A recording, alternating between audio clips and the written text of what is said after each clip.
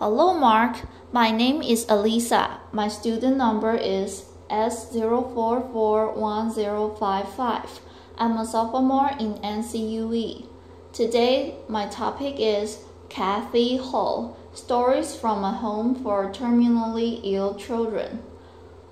I want to introduce you to some very wise kids that I've known.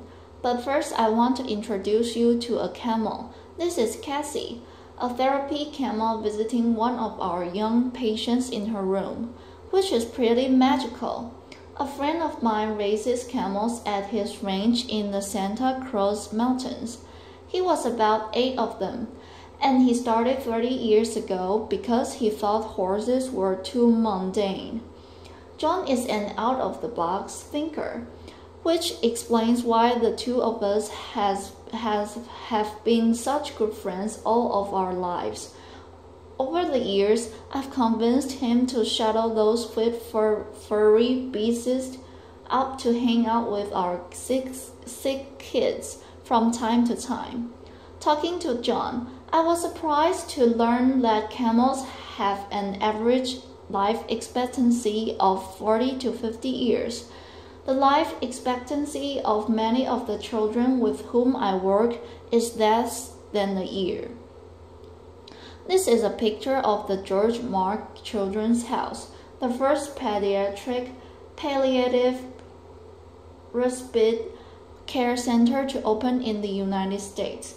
I founded it in 2004 after years of working as a psychologist on pediatric intensive care units, frustrated with the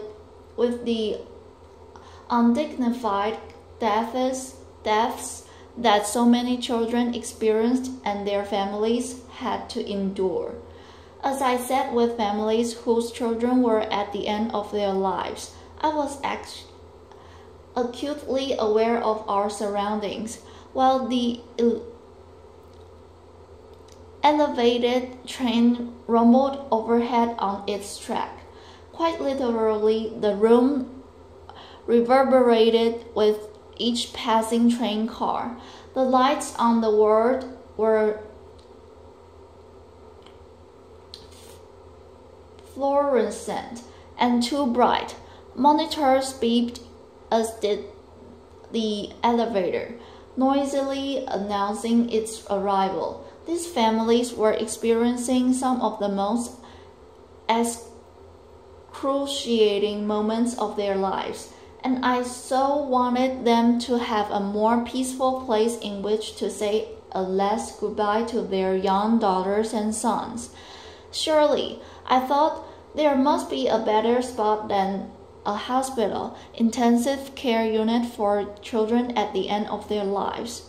Our children's house is calm and nurturing. It's a place where families can stay together to enjoy quality time with their children, many of whom are there for respite stays, some with repeated visits over a span of many years.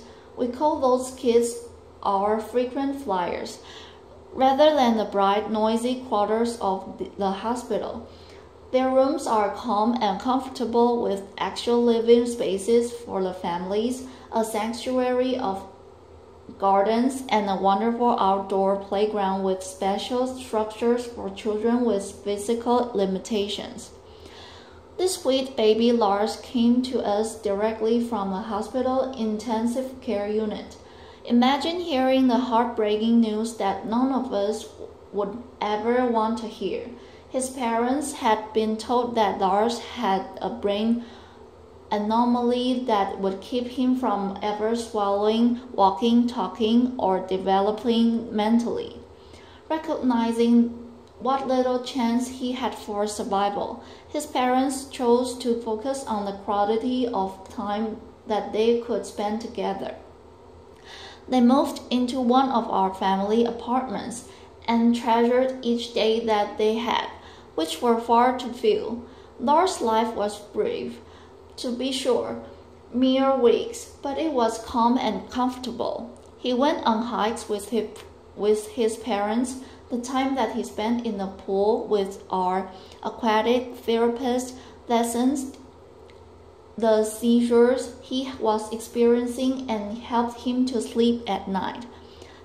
His family had a peaceful place in which to both celebrate his life and mourn his death. It has been 5 years since Lars was with us, and in that time, his family has welcomed a daughter and another son. They are such a powerful testament to the positive outcome that specialized children's hospice care can create. Their baby's physical discomfort was well managed, giving all of them the gift of the time to be together in a beautiful place. I'm going to talk to you now about the elephant rather than the camel in the room. Very few people want to talk about death, and even fewer about children's death. Loss of a child, especially for those of us who have our own children, is frightening, more than frightening, paralyzing, debilitating, impossible. But what I've learned is this: children don't stop dying just because we, the adults, can't comprehend the injustice of losing them. And what's more, if we can be brave enough to face the possibility of death, even among the most innocent, we gain an unparalleled kind of wisdom. Take Crystal, for example. She was one of the first children to come for care after we opened our doors. She was 9 when she arrived, and her neurologist expected that she might live another 2 weeks. She had an inoperable brain tumor, and her decline had really accelerated in the weeks before she came to us.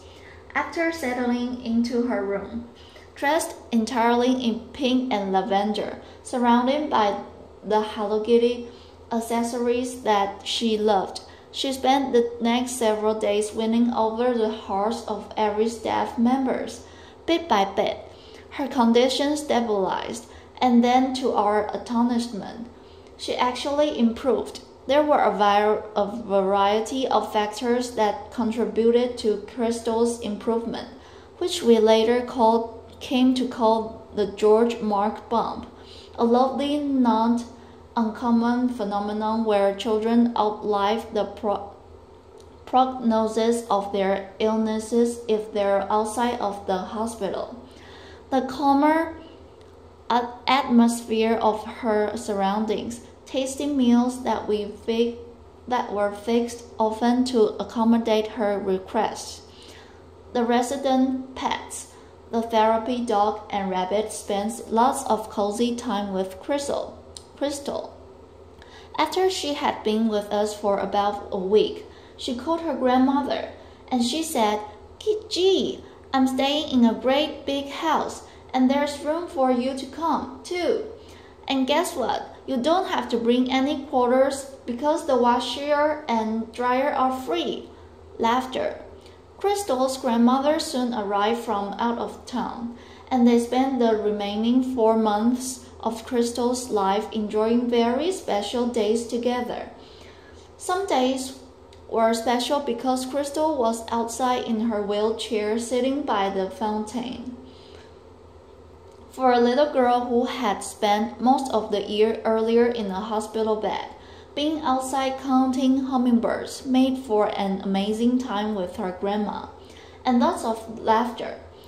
Other days were special because of the activities that our children's life specialists created for her. Crystal strung beads and made jewelry for everybody in the house. She painted a pumpkin to help decorate for Halloween. She spent many excited days planning her 10th birthday, which of course none of us thought she would ever see. All of us wore pink bows for the occasion, and Crystal, as you can see, Queen for a day, wore a sparkly tiara. One hot morning, I arrived at work, and Crystal and her partner in crime, Charlie, greeted me.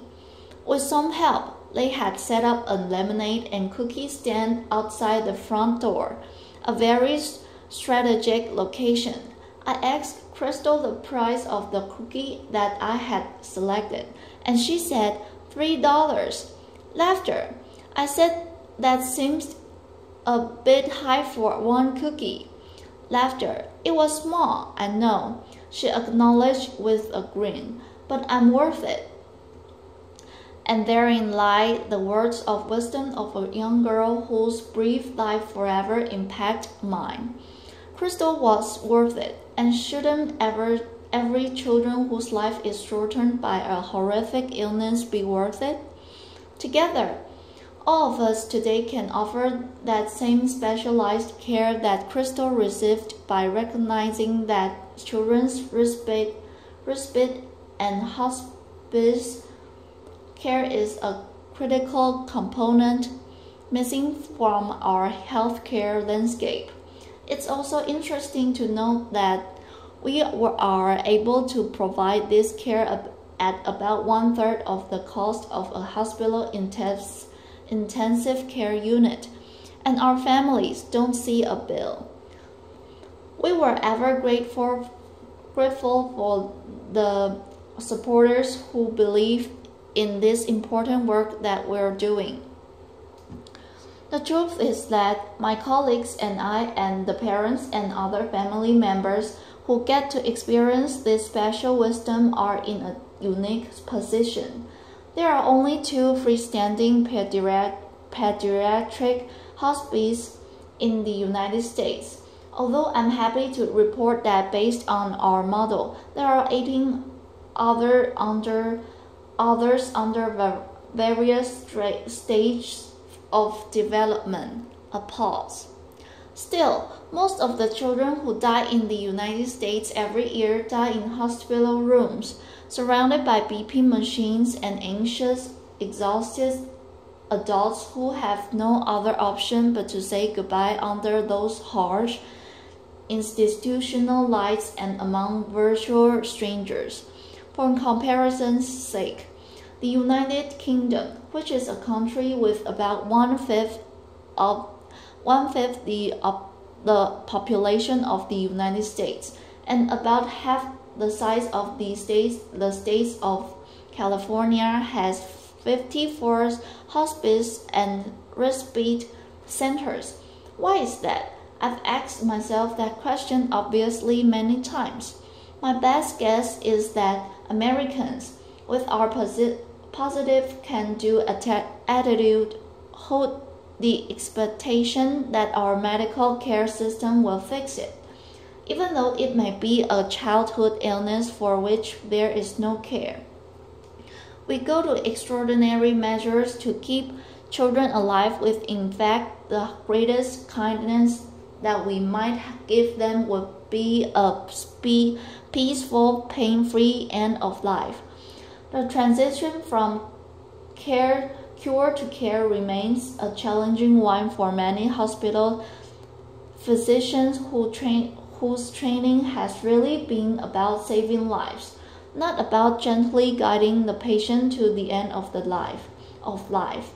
The death of a sweet baby for whom we cared at the end of her life certainly captured this dichotomy when he reflected that there are a lot of people to helping you bring an infant to the world, but very few to help you usher a baby out.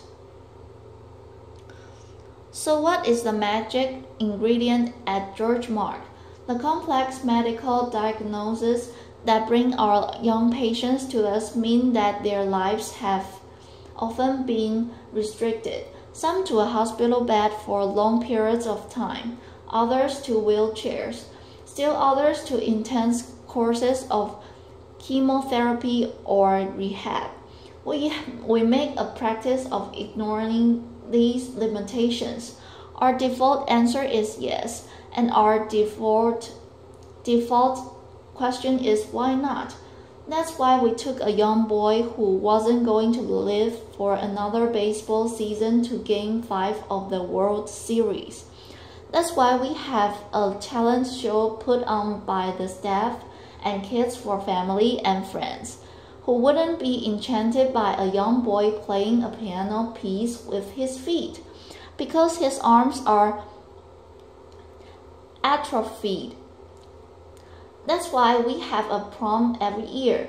It's pretty magical. We started the prom after hearing a dad lament that he would never pin a boutonniere on his son's tuxedo lapel. The weeks before the dance, the house is a flurry and I don't know who's more excited, the staff or the kids. Laughter. The night of the event involves rides in vintage cars, a walk on red carpet into the great room, a terrific DJ, and a photographer at the ready to capture pictures of these attendees and their families. At the end of the evening this year, one of our young, delightful teenage girls, Kathleen, said to her mom, "That was the best night of my whole life." And that's just the point, to capture the best days and nights, to abolish limitations, to have your default answer be yes and your default question be why not. Ultimately, life is too short, whether we live to be 85 years or just 8. Trust me, better yet, trust Sam. It's not by pretending that death doesn't exist that we keep the people, especially the little people that we love, safe. In the end, we can't control how long any of us lives.